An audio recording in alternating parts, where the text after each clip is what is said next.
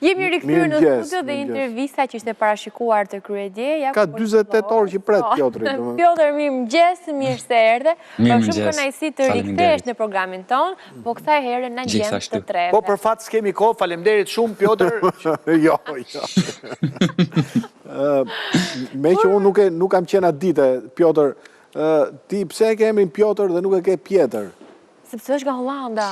Piotr i thonë rusët, nuk i thonë holandezët. Po, është një emër nga Rusja, mendoj, për vetëm jam holandese dhe prindrit e mia kanë pëlqyer emrin, mendoj. Për mua më pëlqen, jam falendërues për emrin tim. Për është Piotr, për edhe familja e nusës thot shpeshherë Pjetër. Pjetër, normal. Thot Piotr njëri në Shqipëri, nusën nga Gjirokastra, ha? Po, nga Gjirokastra. Do boni lek, e ndjej që do boni lek. Jo, koleg, sepse është vërtetuar që janë korçarët ata që janë më do shtrënguar. Okej, po dy palarmish gratis tash pagë. Piotr, jemi këtu për albumin tënd më të ri, i cili do të ndahet në 3 pjesë dhe kemi gati fazën e parë apo jo? Po, këtë drejt. Do jenë 3 pjesa edhe pjesa e parë sapo e nxorra. Po për çfarë flasin këto 3 pjesa, si i ke pagëzuar shumë bukur? Po, pjesa e parë quhet Kryq, dhe pjesa e dytë do quhet Speranca, edhe pjesa e tretë do quhet Zemra. Edhe këto 3 fjalë përfaqësohen 3 temë. Kryq është për besimin, Speranca do të thot shpresa, edhe Zemra do të thot patjetër dashurinë. Dhe ma do mendja në të 3 prej këtyre pjesësave do ketë ndonjë këngë shqip?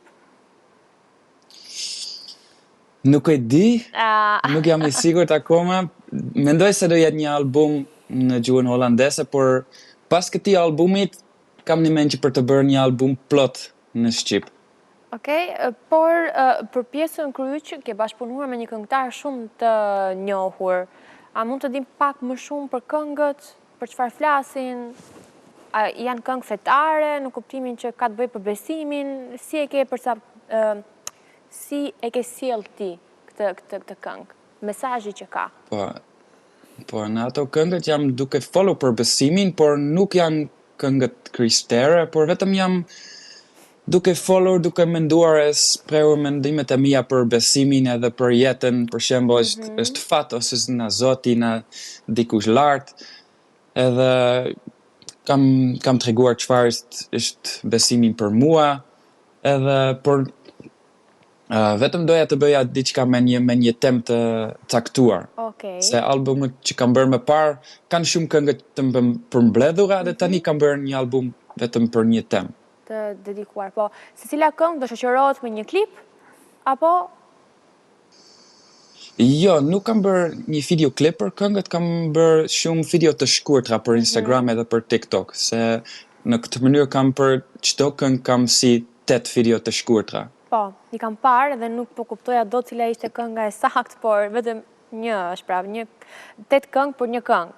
8 klipe për një këngë, s'po e gjeja dot. Po, këtë ndaj. Okej. Ndërkohë ne jemi duke parë edhe planet të videoklipit tënd të parë shqip, një këngë dedikuar edhe bashortes tënde, apo jo, kur ne kemi bërë intervistën tonë të parë, the që ishte vetëm kënga, po ja ku erdhi dhe klipi dhe të gjitha pamjet vinë nga Gjirokastra, duke që ke një lidhje shumë të ngushtë shpirtërore me këtë vend. Po, më pëlqen shumë Gjirokastra, është një qytet shumë e bukur. Edhe vitin e kaluar kemi bler aty një shtëpi bashkë me vjerën time, edhe tani vim më shpesh. Edhe kemi edhe një shtëpi kur mund të ngjejmë rehat, edhe mund të rritet vajza jonë. Po, Gjirokastra është shumë e bukur. Më ka marrë malli quhet kënga dhe vërtet ka detaje. Thashë të kishte marrë malli ty për Gjirokastra, no. S'kam qenë kurrë në Gjirokastra. S'ke qenë Gjirokastra. Shoqja ime e ngushtë punon në Gjirokastra, unë s'kam ikur akoma. Koleg, Fabi nuk ka qenë Gjirokastra, koleg. Nuk e qenë asnjëherë. Asnjëherë s'kam qenë Gjirokastra. Do të thënë ti s'ke ngrënë kur qifqi? Jo. Po të shkosh 13 herë te Kisha Laçe dhe asnjë Gjirokastër. Do nuk e di. Do shkoj se kam shoqën time në ngushtë punon. Patjetër. Disa mirë ha në Gjirokastër apo? Kështu thotë edhe ajo. Ja çik porcione të vogla, po ha shumë mirë. Piotr, në Gjirokastër, përveç se keni bler shtëpi, ma do mëndja që së shpeti do organizosh një koncert madhështore, e ke ëndër, do t'a bësh? Po, këtë ndrej, shpresoj që një ditë mund të bëj një koncert mbi Kalan, se është një event shumë e bukur edhe mbi Kalaja kam bërë propozimin për martesën, edhe nuk e di, është një event mrekullueshme edhe shpresoj që një ditë mund të bëj atje një koncert. Por jam akome duke, tani duhet të nxjerr në fillim albumin në gjuhën holandese dhe pastaj do bëj më shumë muzikë në gjuhën shqipe edhe do shikoj ç'a mund të ndodh. Ka përparuar shumë mirë, sepse kolegë më vjen keq që duhet ta përsëris shpesh, po ti s'ke qenë, ke munguar, duhet të risjellim ato kujtime çfarë kemi folur. Piotr i thashë do ndisë një kurs intensiv për të mësuar gjuhën shqipe dhe me sa duket në një vit ja ke dalë ta perfeksionosh. Faleminderit. Po, herën e kaluar isha bashkë me Nusën edhe kisha shumë emocione dhe tani jam më rehat edhe kam mësuar më mirë. Jo, por do të mësoj edhe më shumë. Mirë, do më ke mësuar mirë gjuhën shqipe, por nuk e se ke bërë ndonjë sakrificë. Edhe ne kemi mësuar në mënyrë intensive me kurse si të lajmenët, si të dekorosin, si të lajmë perdet, qelqet ato xhamat e shtëpisë etj etj. Pra, në një farë mënyre, domethënë kemi bërë të njëjtin një rrugtim të përbashkët. Ti tek e fundit të gjuha shqipe që e ke kufizuar domethënë.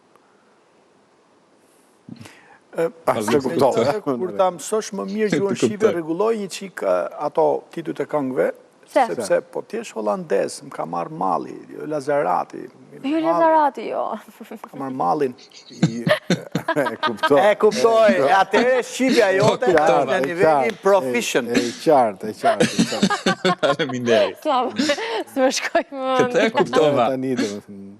E kuptove, por si holandez ti jeton me stil Gjirokastrit, apo jo? Po, për shembull si dallohet stili Gjirokastrit? Qentro si për tavolinës? Për shembull, kondicioneri është një objekt zbukurimi në shtëpi, nëse është. Patjetër. Piotr, ti këngët i shkruan vetë tekstet? Po, sidomos pjesët me rap shkruaj vetë. Por për shembull por refrenet ndonjëherë përbashkëpunoj se po bëj muzikë gjithmonë me shokët edhe ata bën pjesët e muzikës edhe ndonjëherë ndihmon me pjesët me melodi për shembull me një refren. Edhe po bashkëpunoj shumë me këngëtarë të tjerë ose me raperë të tjerë dhe shkruajmë disa pjesët bashkë. Okej, dhe ja ku jemi këtu, ka qenë një video që ju i keni bërë surprizë vjerës tuaj. Ja, po. Ja kanë heq mendjen, domethënë se i kanë çu fëmijën e vogël, domethënë. Girokastrës, ç'a mendon Spirt? Se këta nuk e kuptojnë se ç'a na bëjnë të tjerëve. Nuk e di fare, apo jo. Po afrohemi. Që larg, është Gjirokastra. Në fund erdhëm në Gjirokastër, tani do gjejmë shpejt një vend për të parkuar makinën dhe pastaj shkojmë te vjera ime. Tani duhet të jemi të qetë, që ajo nuk do na dëgjoj.